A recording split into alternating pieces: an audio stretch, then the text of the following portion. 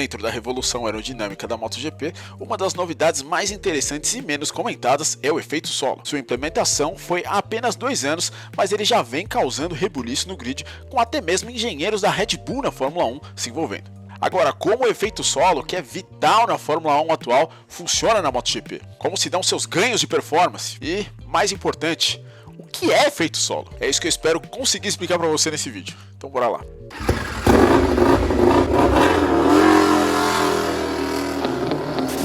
Se você é ligado em Fórmula 1, certamente já ouviu falar do efeito solo. Porém, apesar dele ser a origem da principal força descendente que é exercida sobre os carros atualmente, ele ficou muitos anos em desuso por ter sido proibido. O efeito solo foi visto pela primeira vez no automobilismo no Chaparral 2J, que certamente, se você joga Gran Turismo como eu, você conhece. Idealizado pelo norte-americano Jim Hall em 1970, seu formato estranho na traseira visava sugar o carro para o chão, com saias laterais flexíveis selando o assoalho e 2 ventoinhas na traseira que, com um motor 2 tempos dedicado, visavam acelerar a passagem do ar embaixo do carro, criando uma área de baixa pressão e, com isso, downforce. O 2J foi rapidamente proibido, mas o efeito solo foi mais desenvolvido na Fórmula 1 dos anos seguintes. Agora, em vez de uma ventoinha, os carros da equipe britânica Lotus tinham túneis no assoalho que, em linhas gerais, comprimiam o ar e com isso faziam sua velocidade aumentar. Com mais velocidade, as saias laterais selando o assoalho e criando uma área de baixa pressão, os carros eram sugados para o solo, criando mais estabilidade em curvas. O nome para este fenômeno é conhecido como efeito Venturi, e daí o motivo de os dutos do assoalho chamarem túneis de Venturi. O conceito, estreado no Lotus 78 em 1977, levou o time a 5 vitórias na temporada, 4 com o norte-americano Mario Andretti e uma com o sueco Gunnar Nilsson. Mas em 1978 não teve para ninguém, com Andretti garantindo 6 vitórias das 7 da Lotus e ficando com o título de 1978 com o Lotus 79.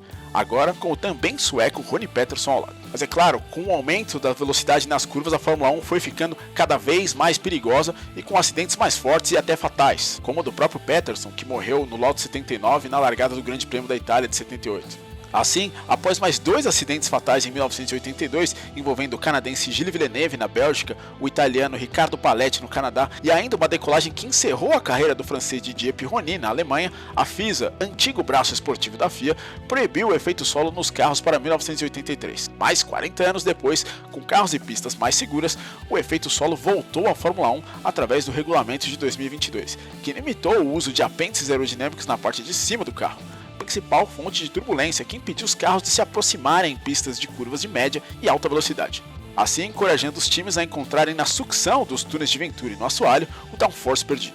Mas agora indo para a MotoGP, o efeito solo nunca tinha sido visto nas motos até a pré-temporada de 2021. E um doce para quem adivinhar quem teve essa ideia primeiro. Pois é. No último teste realizado no Qatar, a Ducati treinou com um novo duto na parte inferior de sua carenagem. O resultado foi tão bom que todas as motos 2021 da montadora correram com a novidade desde a primeira prova da temporada, com Francesco Bagnaia anotando a pole em sua estreia pela equipe de fábrica e Jorge Martin, apenas em sua segunda corrida na MotoGP, cravando sua primeira pole position na segunda etapa, também realizada no Qatar. É claro, com o efeito solo em 2021, a Ducati tinha uma boa moto, mas por erros dos seus pilotos aí, por falta de consistência dos seus pilotos no primeiro semestre, acabou que eles não conseguiram chegar ao final da temporada disputando esse título, mas no segundo semestre eles tinham a melhor moto, isso sem sombra de dúvidas. Mas como esse duto funciona na Desmosed, chamado de downwash por jogar o fluxo de ar para baixo, ele foi pensado para recriar o efeito Venturi, só que na carenagem da moto. Assim, sob inclinação, com o duto se aproximando do solo, ele comprime o fluxo de ar, o acelerando. Dessa maneira, criando uma zona de baixa pressão entre a moto e o chão, ou seja, sugando a moto para o asfalto e oferecendo mais aderência e estabilidade aos pneus, o que, como consequência, ajuda a aumentar a velocidade de curva. A carenagem, quem diria ver um mini assoalho de Fórmula 1 sob inclinação, muito louco. Detalhe que as calotas, que a gente já vê há algum tempo na MotoGP e sempre na parte de baixo das rodas, tem como objetivo também gerar esse efeito de zona de baixa pressão e inclinação, comprimindo o fluxo de ar. Já nas retas, acredite-se que o duto também tem a serventia, diminuir o efeito da turbulência causado pela roda e pela lateral do paralama dianteiro. Canalizando o ar sujo gerado por esta área, essa turbulência seria jogada para a lateral, o que também poderia dificultar a tarefa de seguir a Ducati, minimizando o efeito do vácuo com ar sujo. Mas o efeito solo também foi estudado por outros times, com a Aprilia sendo a segunda equipe a colocá-lo em prática na MotoGP. Seu conceito foi apresentado no GP da Alemanha de 2022 e com uma leitura bem diferente da Ducati. Em uma tentativa de ampliar os dutos, a montadora colocou a entrada de ar por dentro da parte inferior da carenagem, liberando o fluxo de ar na traseira da parte protuberante que vemos nas imagens. Esse conceito tem muito mais a ver com o que é de fato um assoalho de Fórmula 1, mas tem um motivo para isso. O atual CEO da Aprilia é Massimo Rivolo, que já foi diretor esportivo da Ferrari e também atuou nas equipes Minardi e Toro Rosso, predecessoras da AlphaTauri, que até hoje possui sua base em Faenza, na Itália. Assim, por essa ligação, esse conceito tem dedos de técnicos oriundos da Fórmula 1. Mas se você está vendo Fórmula 1 ultimamente, e meus pêsames, aliás, você sabe que tem uma equipe que está dominando nesse retorno do efeito solo, a Red Bull.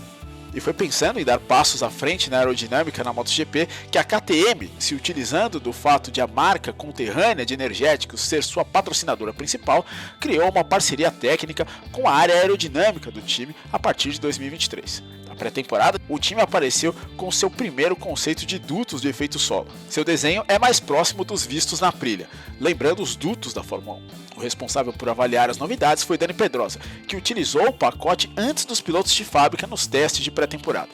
O efeito solo foi implementado a partir do início do ano, com até mesmo um duto à la Ducati aparecendo nas primeiras etapas, antes do wildcard de Dani Pedrosa no GP da Espanha, em Jerez de la Frontera, quando em vez do duto, a parte inferior da carenagem ganhou um desenho diferente.